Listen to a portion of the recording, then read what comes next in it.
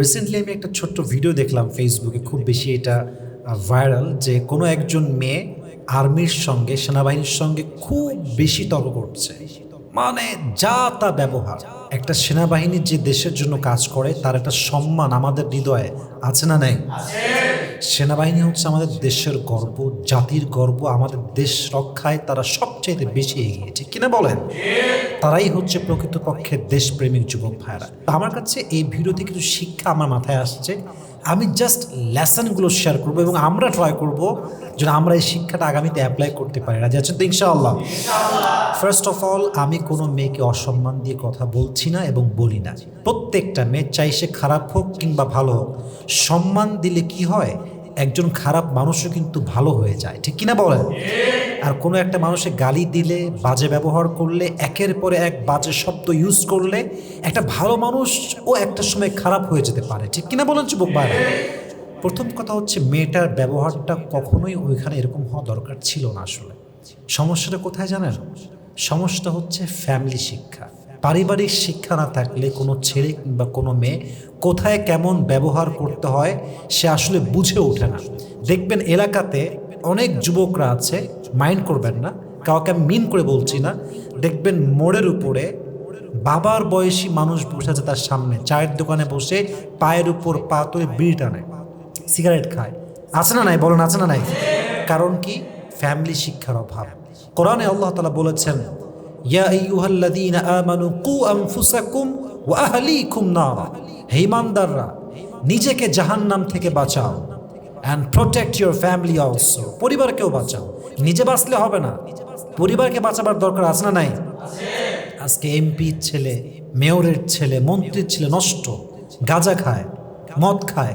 যে মানুষটার সন্তান গাঁজা খায়, সে গাঁজা বন্ধ করবে কেমন করে যুবক ভাইরা, ঠিক কিনা বলেন?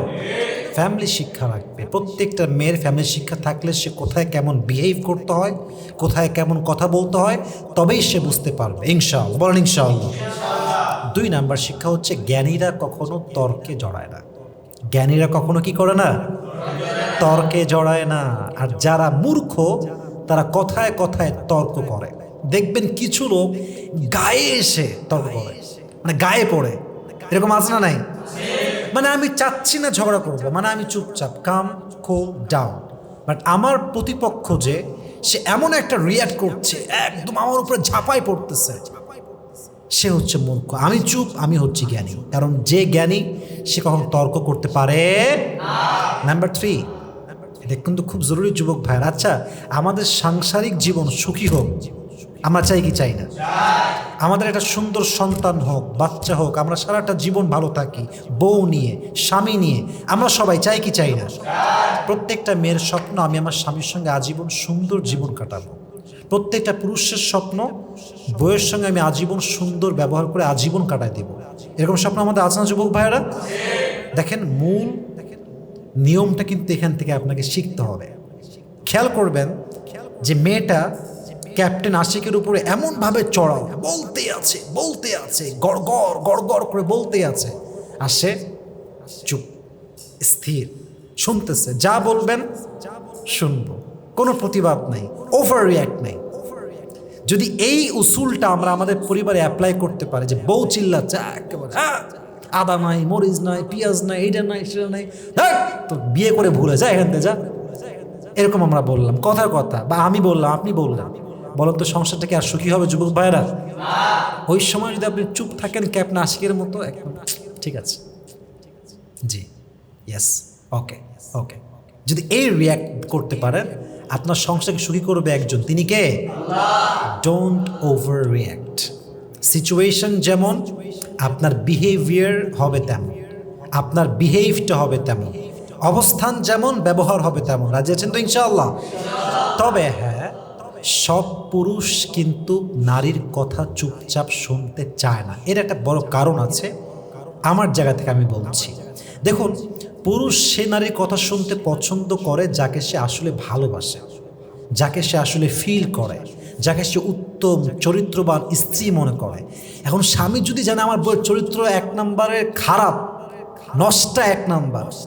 যত বউ ভালো কথা বলুক স্বামী কিন্তু শুনতে প্রস্তুত না, ঠিক কিনা বলেন? তাহলে বউ ভালো হওয়া লাগবে, তাহলে পুরুষ শুনবে। এখন যদি আমি এই কথা বলে দিই একতরফা, তখন আমাকে পুরুষের গায়ে দেবে, কিছু বোঝ না, আল্লাহ যা মন যা দেয় বলে দেয়।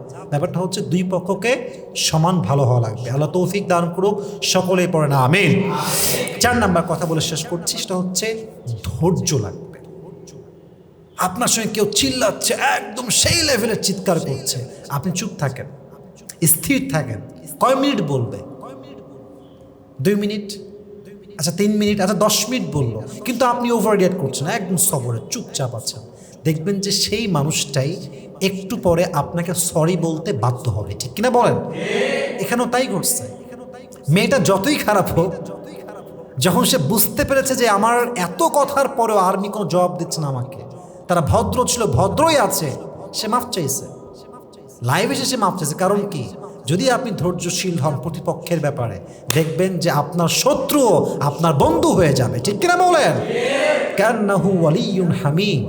কোরআনও তাই বলছে, শত্রুর সঙ্গে ব্যবহার ভালো করো, সবর ধারণ করে থাকো, চুপ থাকো, সুন্দর ব্যবহার রাখো, তোমার শত্রুকে তোমার বন্ধু বানায় দিবে একজন, তিনি কে? অতএব প্রথম কথা হচ্ছে ফ্যামিলি শিক্ষা লাগবে, পারিবারিক শিক্ষা দরকার আছে না নাই? 2 নাম্বার হচ্ছে কি বলেছিলাম, জ্ঞানীরা কখনো তর্কে জড়ায়, বলেন জ্ঞানী কখনো তর্কে জড়ায়। 3 নাম্বার, নারী কথা বলবে, পুরুষকে ধৈর্য সহকারে শুনতে হবে। In family issue, in marriage issue, বিয়ের পরে বউ বলবে, আপনি শুনবেন। যদি সংসার ধরে রাখতে চান শুনবেন, সংসারই করতে চান না আপনি, তখন শুনে আর কি লাভ, ওটা আলাদা ব্যাপার। বাট সংসার করতে চাইলে শুনতে হবে। রাজি আছেন তো ইনশাআল্লাহ?